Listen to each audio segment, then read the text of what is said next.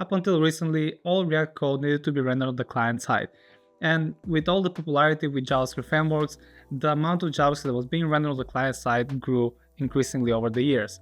And one of the things that why this is bad is because whenever we use JavaScript to render our code, it does delay the initial page load because the browser waits for that JavaScript to be loaded and rendered and then renders the rest of the page. It increases the resource usage, especially for mobile phone users, which is more than half nowadays anyways, and it blocks rendering for other content on the website until the JavaScript is loaded.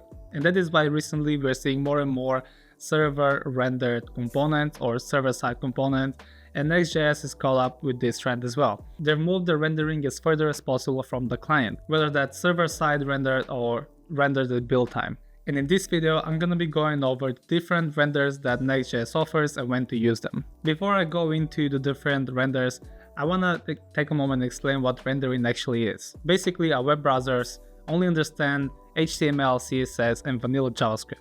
But the code we mostly write is not actually HTML or vanilla JavaScript. Depending on the language, we might write PHP or JSX or C# or any of the other languages out there. So there are a few places that we can actually render the content of our website. The first one will be the client side, the second one will be the server side, and the third one will be to generate the static site at build time. A full website that's being rendered on the client side will look something like this.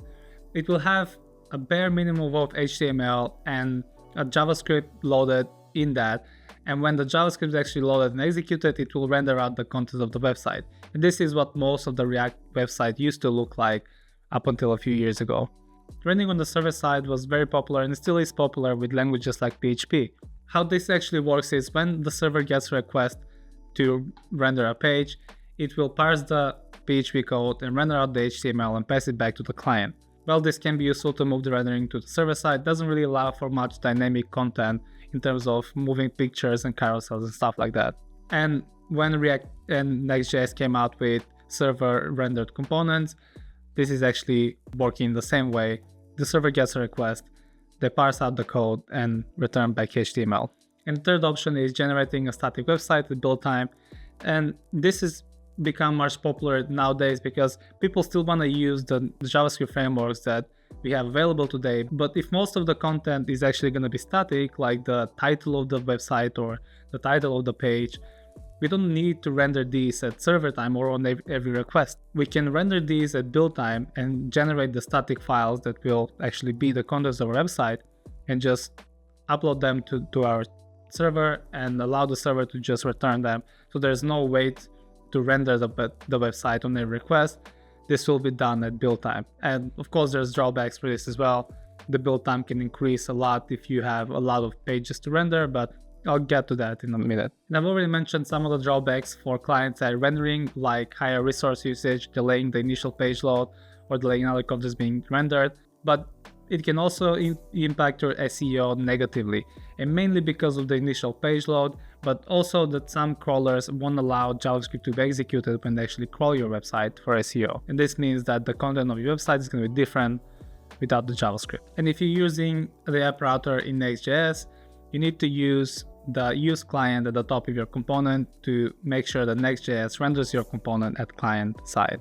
Now, server-side rendering is ideal when you actually want to build out your HTML on the server and pass it back to the client, so the client will render a full page, and this will have a good impact on your SEO because now the crawlers will actually see the full content of your website when it's being rendered. Server-side rendering is ideal. We want to deliver a fully rendered page with all the data from APIs or databases to the client. And this allows the search engines to crawl our website and have the fully rendered page when they're crawling it, which can impact your SEO in a good way. Now, server-side rendering is great for pages that are usually not changed often. Where server-side rendering is not really useful for is when you have pages that need to refresh often or like on a cycle. For example, weather or stock markets or anything that's very dynamic and needs to be refreshed often. And since all of the HTML is being rendered on the server, this means that your server takes all of the load for rendering. And if you have a lot of content and you get the data from a lot of different places, this can have performance impact on your rendering on your server.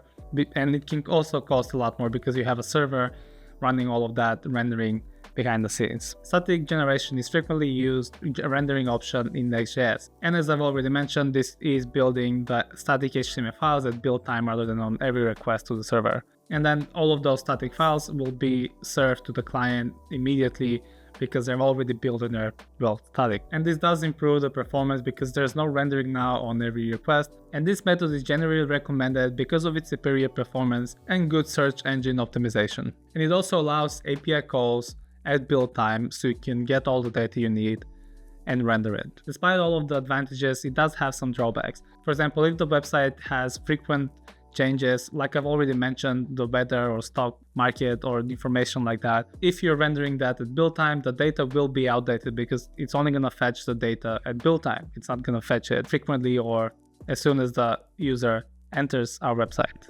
And also, if our website has a lot of pages, the build time will be very long, and that, depending on your use case, can impact your website negatively. Therefore, as the name suggests, static generation is best for static content. And then Next.js came up with incremental static regeneration. Now this kind of combines the static generation but adds a new layer to update the data or generate new static content after we've already built the application. It allows static generation on per page basis, eliminating the need for rebuilding the whole site. And this would be the best option if you have a lot of static content and you want to scale your website to thousands and millions of pages. This has all the benefits for static generation and adds the ability to build your website fast and then incrementally generate your static content. Now that we've gone through some of the different ways that you can render your website in Next.js, I think that one of the best things about Next.js is that you can use each of these in different situations. You don't have to choose only one and just go with that one.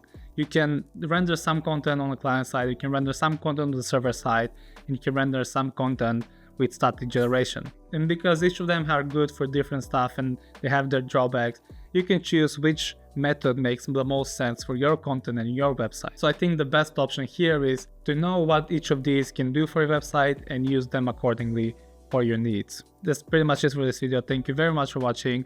If you have any feedback, put down in the comments. I just started my project with Next.js, which is my first project using Next.js. So I'm going to be making a lot more videos about Next.js. I said Next.js a lot, didn't I? If you like this video, click the like button, subscribe, notification bell, all the good things to show the algorithm that you liked it, and it will show it to more people. Enjoy the rest of your day. Happy coding. Bye.